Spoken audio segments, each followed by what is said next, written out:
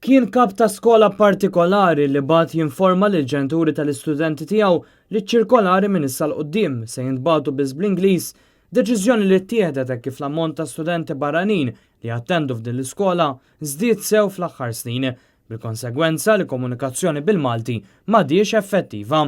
Iżda din id-deċiżjoni mal-ewwel qajmet furur u kritika qawwija tant li waslet biex l-iskola ftit wara tirtira d-deċiżjoni tagħha. Fost dawk li kritikaw blaħraġ din id-deċiżjoni kien hemm il-kittib Trevor Zara li kiteb fuq il-medja soċjali u esprima tħassib li l-lingwa Maltija qed tintelef. Ili ngħid li bil-ħafna tfal barranin li qed jiżdiedu fl-iskejjel tagħna hemm il-periklu li bil-mod nibdew nitilfu l-lingwa, iddikjara Trevor Zara.